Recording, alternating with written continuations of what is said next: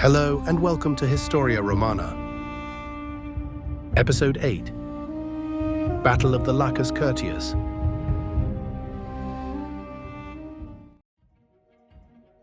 The Romans had just won their first military victory, securing dominion over most of the northern Latin towns.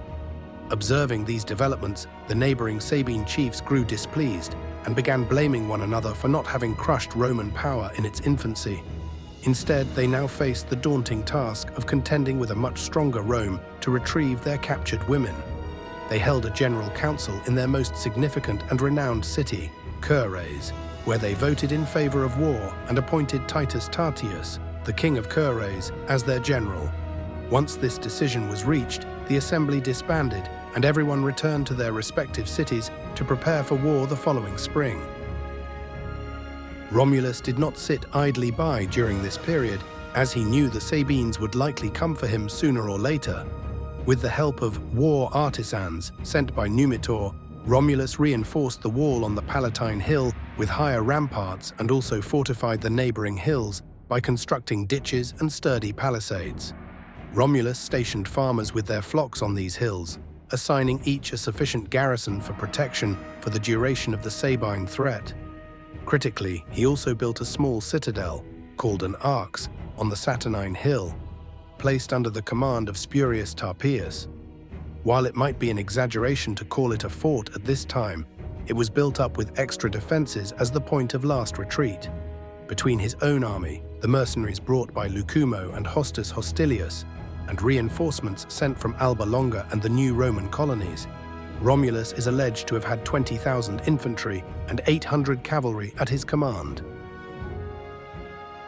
Over the winter, the Sabines decided to first send an embassy to at least keep up the appearance of cordialness.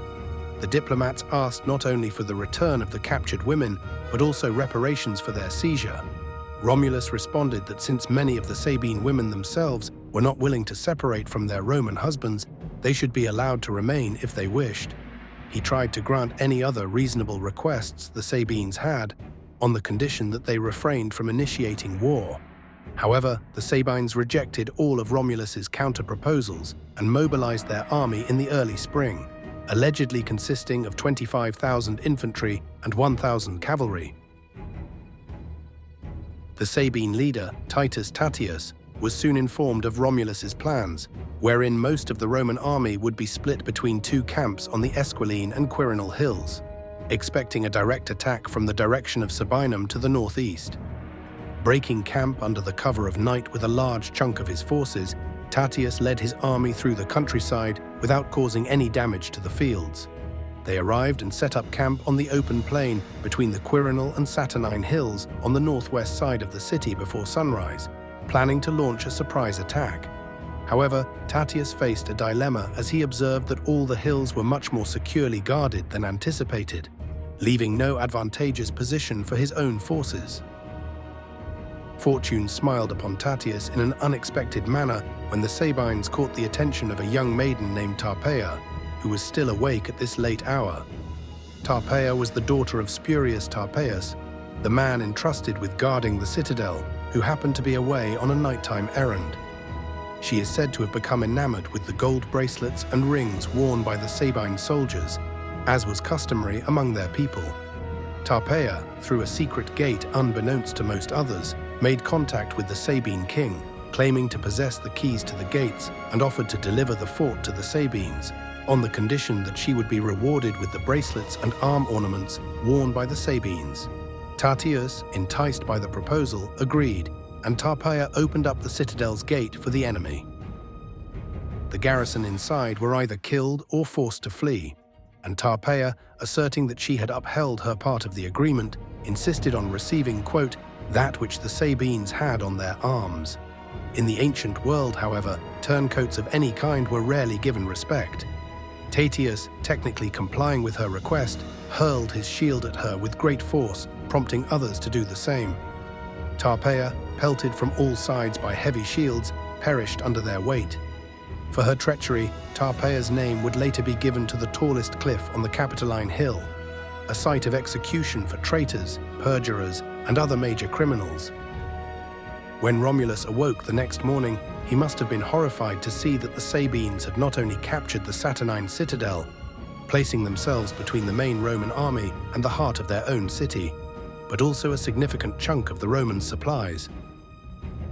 The next few days saw numerous skirmishes taking place, though there were no significant losses for either side.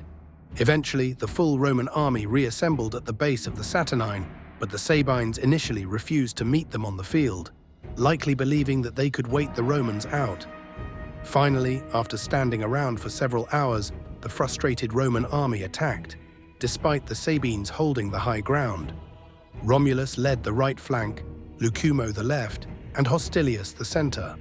The flanking commanders were initially successful, but Hostilius faced heavy resistance in the center, led by the Sabine chief Lacus Curtius, and was forced back down the hill. Hostilius tried to rally his troops, but was cut down, leading to the center's complete collapse. Lacus then tried to press the attack, but the Roman flanks redirected their focus on his advance, and the Sabine center was soon surrounded. Romulus is said to have engaged Lacus directly, eventually besting the Sabine general. Thrown from his horse and surrounded by the Romans, Lacus Curtius threw himself into a nearby pond, giving it its later name Lacus Curtius. The Roman soldiers left him, believing that his heavy armor and wounds would drown him, but Lacus somehow managed to crawl out of the pond and regroup with the Sabines. Meanwhile, the Sabine flanks had now gained the upper hand.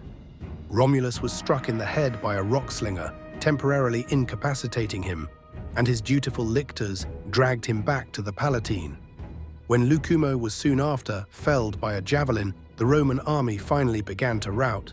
Reawakening to see his army in retreat and all hope now seemingly lost, Romulus made a pledge that if he were to hold off the Sabine charge and restore the Romans' courage, he would build a new temple to Jupiter on the site. With a desperate war cry, Romulus brought what was left of his army back into formation at the base of the Palatine, holding off the Sabine advance until he received reinforcements from the other hill garrisons. The Sabines retreated back up the Saturnine, with the Romans preparing to advance once more. All the while, the captured Sabine women had been watching from the nearby hills. Having spent a year or more in Roman custody, they had grown attached to their new husbands, who had gone out of their way to treat them with exceptional deference as penance for the kidnappings. Unwilling to see their husbands and fathers kill each other for their sake, the Sabine women ran down to the plain to stop the bloodshed. Led by a woman named Ursula, they carried food, water, and medical supplies for the wounded, while begging each side to end the fighting. With the appeals from their wives and daughters respectively, the Romans and Sabines agreed to a temporary truce. Upon conferring an impromptu council of war, the Sabine chiefs concluded that it was best to negotiate peace. With the approval of the Roman Senate and the Sabine Council, Romulus and Tatius met in person to establish a treaty of friendship. By the terms of the treaty, Romulus and Tatius would become joint kings of Rome and Cures, the city which Tatius personally ruled. Sabine men who desired could choose to reside in Rome, with the option of becoming Roman citizens. The first war in Roman history was now over, ending in a miraculous victory. With the treaty sworn and their oaths reinforced by altars erected along the Via Sacra, or Sacred Road, at the foot of the Palatine, the two communities formally merged. Many Sabine commanders returned home with their forces, but King Tatius and other prominent individuals remained in Rome. This included the aforementioned Lacus Curtius, another prominent commander named Tullus Tyrannius, and Volusus Valerius, the progenitor of the gens Valerii. The descendants of these individuals, along with their companions, relatives, and clients, would become fully integrated into Roman society, contributing to the growth and prosperity of the city in the generations to come. Thank you for watching. Please remember to like and subscribe. Until next time.